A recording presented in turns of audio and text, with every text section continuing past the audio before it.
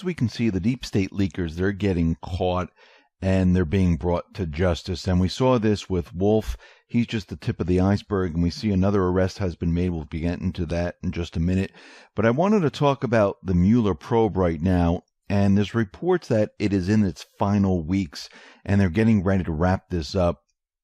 And they're saying that already 3 prosecutors from the office of the special counsel Robert Mueller, they've been reassigned to their previous postings within the Department of Justice, and another has left the Department of Justice entirely for a research fellowship at Columbia Law School.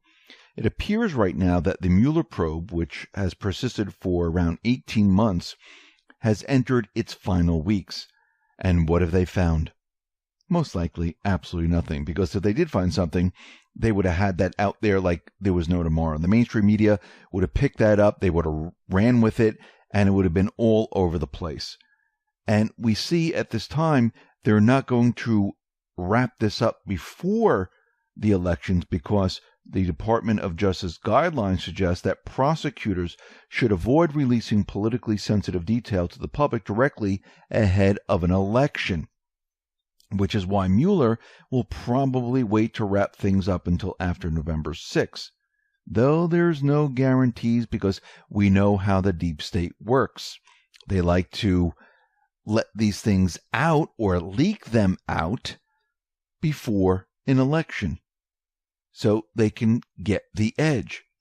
And also there's no guarantee that Mueller's findings will ever be made public, most likely because they've never found anything, because Rosenstein is under no obligation to release them.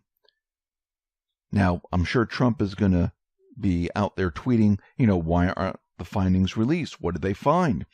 Am I cleared? I think I am. And he's going to continually do this to let the public know this. Now, yesterday we talked about Wolf and how he leaked information to Ally Watkins. And now we see there's another leaker, and this leaker was arrested. Now, you might remember back in May of 2018 when a sketchy porn lawyer, Michael Avenatti, was releasing U.S. Treasury notifications on Michael Cohen, received from an unknown source within the Treasury Department. You might also remember when New Yorker's Ronan Farrow wrote a sympathetic article after talking to the leaking Treasury official.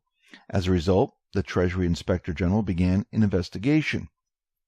A U.S. Treasury employee named Natalie Mayflower Sowers Edwards was arrested and charged with leaking to numerous reporters multiple financial reports about suspicious financial transactions related to Paul Manafort, Richard Gates, Maria Butina, and others.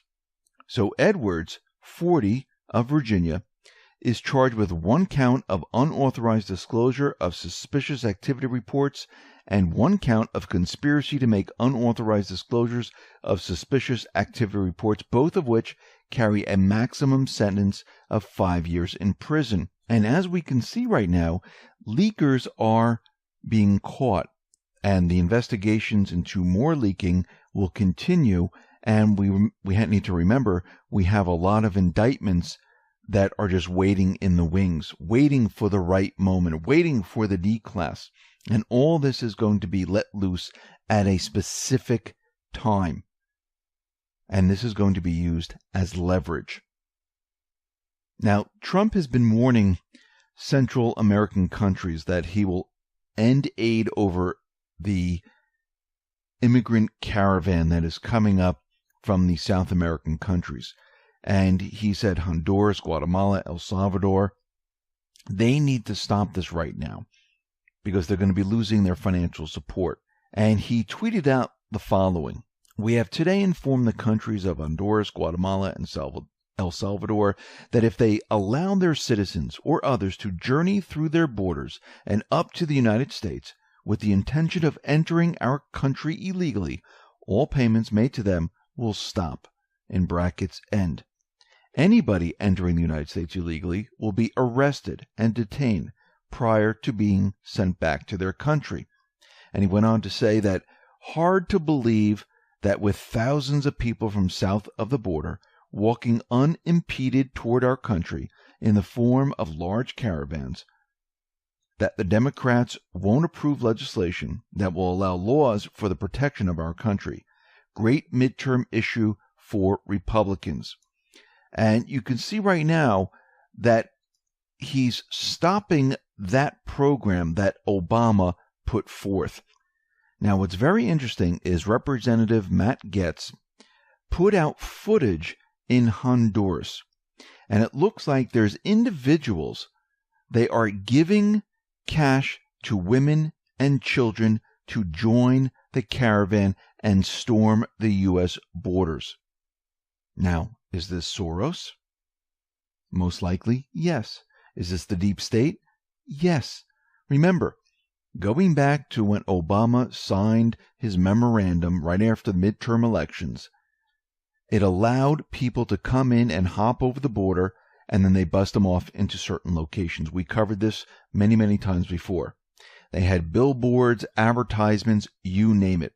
And this is why we follow these things, because people forget what happened in the past, but we have it all documented, all recorded. And we know exactly what happened in the past and how it all came about. And we can see this is exactly what's going on. And in the footage, you can see they're saying, yes, join the caravan. Here's some cash. Join the caravan. And this is what they did. They did it on purpose. And there were many different agendas with the illegals coming into this country. Voting, Obamacare, low-paying jobs, blending the countries into one for a one-world government. There was many, many different agendas associated with this. Now, I want to go over what has been happening with Khashoggi here. And we can see that things are really heating up, especially with the mainstream media and the deep state, where they're continually pushing this idea that Trump is doing nothing with Saudi Arabia. He's allowing this to happen, and he needs to act. Well, what Trump is doing right now, he's sitting back and looking at all the evidence and trying to make sense of this. I mean, what the mainstream media is doing right now is they're saying, guilty, guilty, guilty. You need to prove innocence.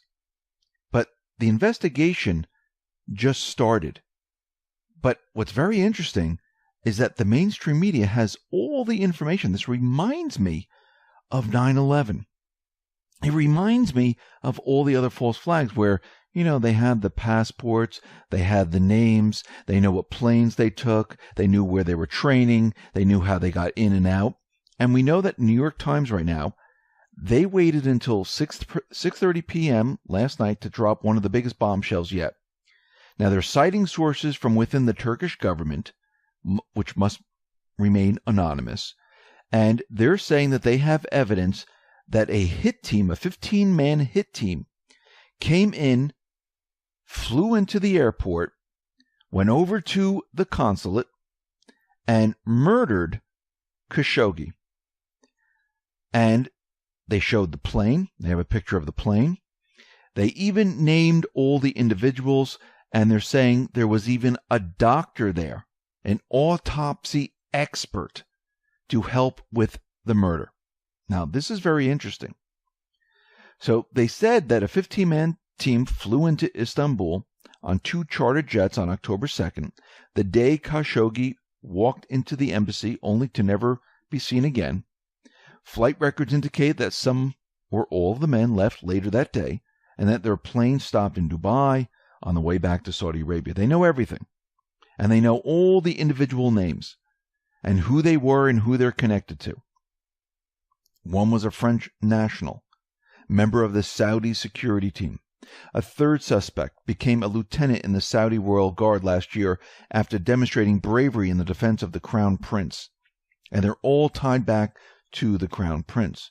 The fourth one is a member of the Royal Guard who has reportedly been photographed standing next to the MBS. And it goes on and on and on. Now, this is very interesting because the investigation just started, but they have all the answers. And when the mainstream media has all the answers right off the bat, something's up.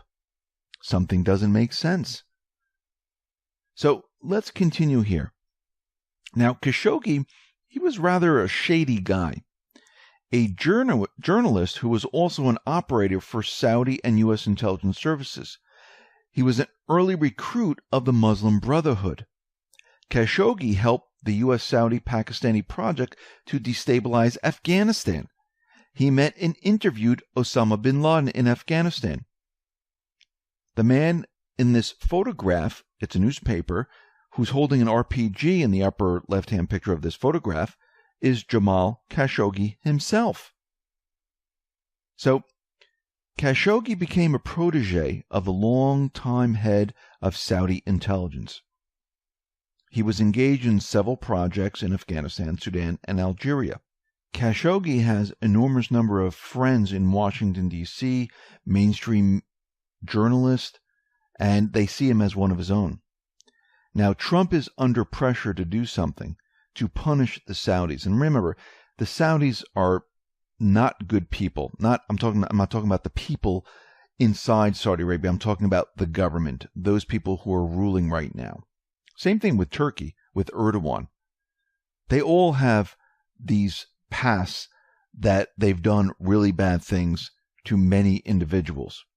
But the point of all this is, what is the agenda? Why are they pushing this so hard?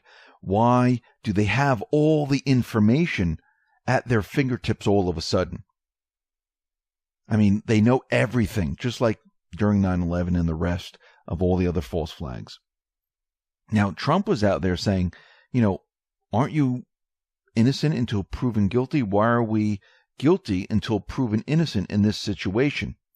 Now, we know that Secretary of State Mike Pompeo, he met with Erdogan, made it clear in talks that Saudi officials were cooperating with Turkey and the investigation. He says, yes, there were a couple delays, but they're both cooperating to get to the bottom of this. Now, we have Saudi Arabia and Turkey working together. And then we also have sources out of Turkey letting us know that these are the people that committed this. So this is kind of strange because the investigation is not over yet. So Trump is requesting the audio video of the murder of Khashoggi, if it does exist, because they keep talking about it, but has anyone really heard it, seen it? And can you verify that it is Khashoggi? Remember, the deep state, what they like to do is they like to show you pictures or make you listen to a recording, and they tell you who it is, but is it verified of who it is? Now, once it is verified, or it is what they're saying, it doesn't prove who did it. That is just what was happening during the time and the aftermath. But they like to say, since we have this person did it. Can you imagine if you were on a murder trial and someone held up a picture and said, here is the dead body, here is the wounds, and that person did it, and the case is closed? No, that's not how it works. Yes, you show what happened to the person, but then you have to make connections, links. Where were they at a certain period of time? Were the fingerprints on the weapon? How does it tie this person into the murder? So right now, all they're doing is saying, we have recordings, we heard screams, and this is what's been going on. So the Washington Post was out there and accuses Trump of diplomatic cleanup over Khashoggi and saying that he must do something. Now, the thing that we need to understand is, why are they pushing this so hard? Why do they want him to do something? Remember, right now, a lot of businesses, a lot of countries, corporations, even the central bank, the IMF, they are distancing themselves from Saudi Arabia all at once without having proof of anything, which is kind of odd right off the bat. So let's just go over this a little bit here. The Saudis knew Khashoggi was going into the consulate in Turkey. They sent a hit team of many individuals. They flew into the airport, and they knew there were cameras all over the place because they most likely placed them outside. They didn't cover him up or anything, and they let him walk in being viewed by the camera. And most likely Erdogan had cameras inside the building, And I believe that Saudi knew about these cameras. I mean, you do sweeps and things like that, and you know exactly where they are. So they allowed this to happen, and they came in on a regular flight with all flight records so they can be traced. I mean, why would you send such a big team for one individual? It makes no sense. So Khashoggi has been missing since October 2nd. And Turkey came out and said, we have evidence, but we can't show you the evidence of what happened here. Trump reached out to the Saudi crown prince and said, did you do this? He said no. But the mainstream media, they wanted action. They wanted Trump to do something. And CNN even came out on October 15th saying that Saudi is ready to admit they did this. Well, how would they know this? They just told Trump they had nothing to do with it, but they said any minute they're going to come out and say they did this. And we know prior to this, there was a coup in Saudi Arabia, going back maybe a year or so. Maybe those individuals are trying to regain power. Maybe this is why Trump mentioned rogue killers, rogue elements. Let's think about this. So Trump sent Pompeo to Saudi Arabia and then to Turkey. The Saudis and Turks decided to have an investigation into what happened. Before the investigators arrived, there was a cleaning crew that was sent in to clean the consulate. Now, why would that be? I have no clue. That should have been left the way it is until the investigation was completely over. That place should have been locked down. Then the New York Times put out a bombshell late at night saying they knew everything. Names of the people, the flights, everything. And the mainstream media is pushing the agenda that the Trump administration is covering for Saudi Arabia. So we know that Khashoggi has ties to the CIA, Muslim Brotherhood. He worked with the intelligence groups in Washington, in Saudi Arabia, and maybe they didn't need him anymore. Maybe they needed him for some type of an event. So the question is, what is the motive for all of this? Well, let's look at both sides. Why would Trump be involved? Well, he's trying to sell weapons to Saudi Arabia. They have not been sold to them yet. So if they got rid of this reporter, that wouldn't help him. So that doesn't make sense. Is he going after Saudi Arabia to destroy the economy? No, because then it would, fall back on him, because the oil market would collapse. He would be responsible, and he doesn't want that to happen because they have a completely different plan. So that doesn't make sense. So Saudi Arabia, knowing that their consulate was bugged and that all flights were tracked, why would they send a team so large to a place where there are cameras all over the place? It makes no sense. Why wouldn't they take him out someplace else? Why did they wait for this moment? I mean, there are plenty other places that they could have done this. They were tracking him. They know where he was. So why would the mainstream media have all details like the names, the places, the planes? Why would countries, companies, and the central bank distance themselves from Saudi Arabia? I mean, Saudi Arabia has done bad things before. They're involved in the killings in Yemen, killing women and children, innocent people. They've had human rights violations. They promoted terrorism like the Islamic State, Al-Qaeda, around the world, invaded Syria. Why now? That doesn't make sense. So if the deep state, the mainstream media, succeed on saying that Saudi is behind the killing, what happens? The oil markets implode. The economy implodes, and the world global economy implodes. And we go into maybe a global economic depression. Remember, Saudi Arabia is still connected to the petrodollar. Who set this up? It was the deep state central bank back in the 70s. If the deep state pushes this agenda, who is blamed for covering for Saudi Arabia? That would be Trump.